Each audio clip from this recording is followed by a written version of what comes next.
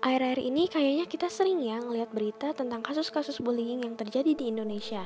Seperti contohnya kasus pengeroyokan yang terjadi di Cilacap, perundungan oleh 5 anak SMK di Cimahi, kasus perundungan di SMP yang 1 Babelan, hingga kasus seorang siswi yang mengalami kebutaan setelah dibully kakak kelasnya. Waduh, kalau kayak gini terus, kira-kira gimana ya nanti masa depan generasi anak-anak muda Indonesia?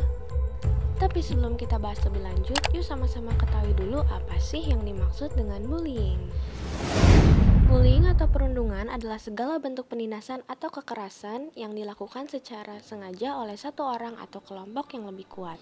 Nah, bentuk-bentuk perilaku bullying bisa berupa fisik dan juga verbal. Physical bullying itu seperti menendang, memukul, mendorong, merusak atau mencuri barang milik orang lain atau menyuruh orang lain untuk menyerang korban. Kalau verbal bullying contohnya seperti mengejek, mencela, menyindir, menghina, dan menyebarkan fitnah. Nah, terus ada satu lagi nih guys, yaitu cyberbullying, yang merupakan jenis tindakan bullying di dunia maya yang ditujukan untuk mengucilkan dan melukai seseorang. Contohnya menyebarkan berita bohong, menyebarkan foto memalukan seseorang, atau memberikan komentar negatif di media sosial.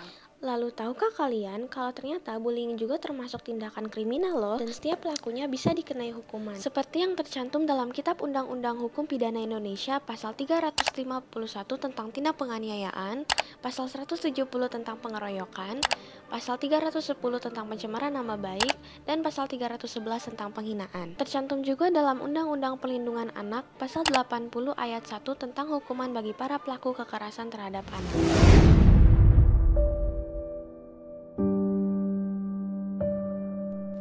Jadi guys, semua udah tahu kan, bullying ini bukan masalah sepele. Kebayang gak sih akibat yang menimpa para korbannya itu seperti apa? Bullying yang dialami mereka bisa mengakibatkan luka ringan, bahkan sampai dengan mengakibatkan kerusakan fisik. Dan jika mengenai organ fisik yang vital, bisa menyebabkan cacat permanen bahkan kematian. Kondisi psikologis mereka pun akan terganggu, bisa menyebabkan trauma berkepanjangan, depresi, gangguan jiwa, bahkan sampai keinginan untuk mengakhiri hidup mereka.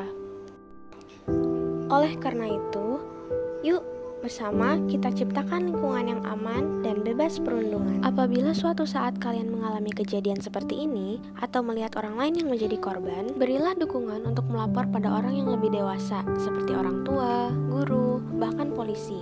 Kalian juga bisa melaporkan kasus perundungan ini melalui hotline laporan perundungan Kementerian Kesehatan atau melalui website perundungan kemkes.go.id. Mari bersatu melawan kekerasan, bersama ciptakan dunia yang lebih baik.